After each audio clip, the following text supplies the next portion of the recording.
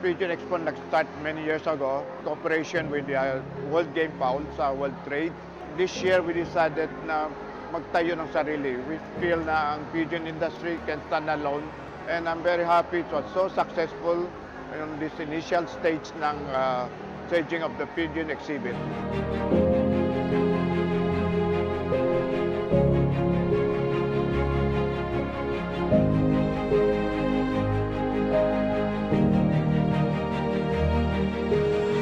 One thing about the difference dito sa Expo, ang pupunta rito talagang nagkakalapate.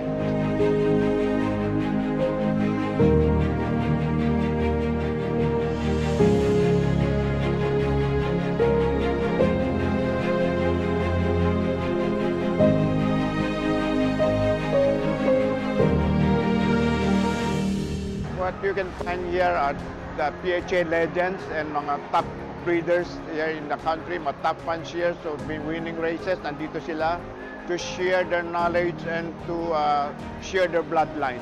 So, ngayon, nandito kami for the expo. Nagsishare kami ng mga line namin. Ayun, napaka-overwhelming sila, no? Ang daming papapicture, nakakataba ng puso. Nakakatuwa, parang celebrity na ako nahiya.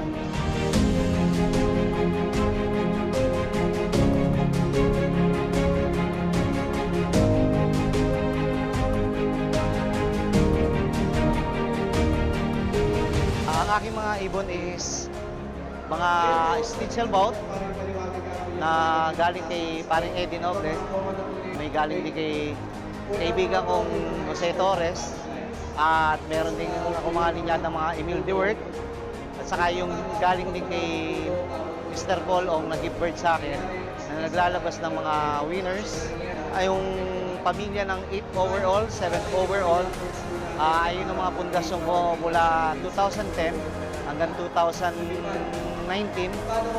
Taon-taon ay naglalabas sila ng winner. Sa akin, actually, apo to ng mga overall ko eh. Overall ko sa PFC noong 2013 at saka noong 2015.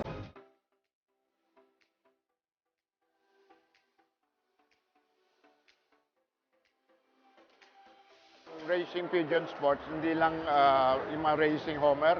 We have fancy pigeons here and we have mga off-color genetics pigeon here in the exhibit palagi. Ang in-exhibit namin mga breeds ngayon ay meron kaming German Beauty Homer, Old German Crapper, meron kaming Bukhara, meron kaming Danish Tumbler, meron kaming Iskandarun, at saka marami pang iba na pwede nyong makita at kuhanan ng picture. Dito sa exhibit, iba-ibang linyada po ang ating dala. Meron tayong mga long distance bird, may mga short distance bird. But lahat po ito are imported from US, from Taiwan, and from Europe. These are all pure lines. So ang Genetics of Color Racing Pigeon Club, ang kinakarera po natin dito is mga off-color racing pigeon. So gusto po natin patunayan na ang mga off-color racing pigeon natin ay lumilipad. Hindi lang pang pigeon show, kundi pang karera din. Ang PNPA po or Philippine National Pigeon Association, isa po itong club sa Pilipinas na nag-organize sila ng mga pigeon shows, especially sa mga fancy. Number 1 dito is brotherhood sa aming club. Where you can afford and buy at a cheaper price. It's an opportunity for the newbies and pigeon sport fancier na maka-acquire ng magandang bloodline dito. And here you can find a lot of big companies that involved in pigeon medicine.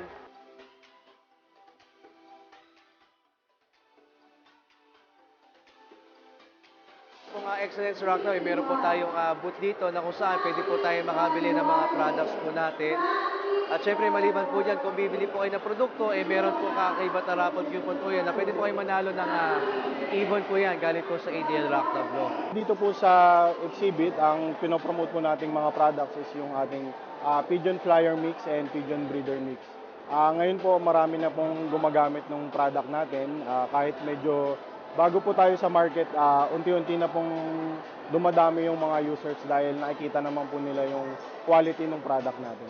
Bali ngayon, ang dala namin is Versalaga, mga gamot and supplements, vitamins, minerals na organic. Galing Belgium. Ang lagi naman namin hina-highlight dito sa dala-dala namin mga products, syempre yung flyer mix namin, ay yung breeder mix, at the same time yung bagong product namin na Carbomax B at yung NT29. Meron tayong Rail Pro Probiotics. Ito yung Rail Pro na approved. And then meron tayong Rails Honey. 100% pure and wild honeybee from Palawan.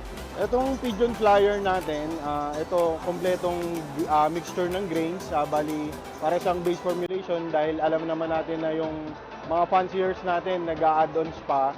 Ito yung isa sa pinakamalapit na formulation na pwede nyong gamitin para sa mga alaga nyong kalapate na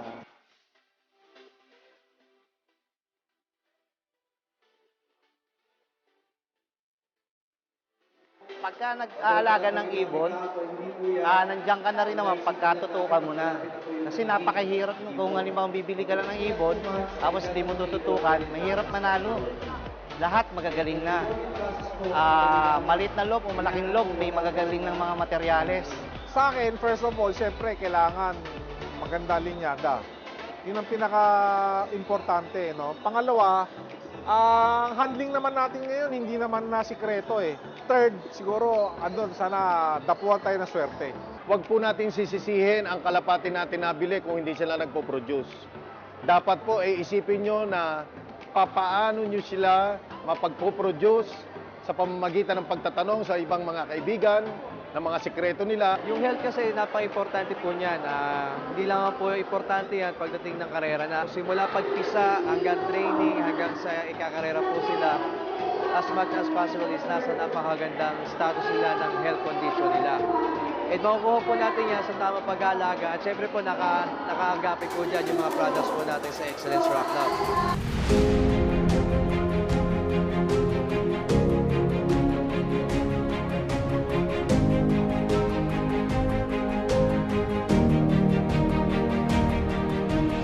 Maraming salamat po sa lahat ng mga nag-acquire po ng mga off-color racing natin at sa mga products sponsored po natin. So maraming po salamat. Okay, papasalamat kami syempre sa Big Tree for ganitong event na nakakasali kami. Tsaka sa mga taong nandito. Ayun, maraming salamat. Ako nagpapasalamat sa mga sumuporta rito, especially sa mga sponsor namin, mga exhibitors, and especially to all the visitors who have spent their time to be with us here for the last 2 days. We're very thankful and we hope in the future you can still support us. See you next year dito naman sa Philippine Pigeon Exhibit number 2.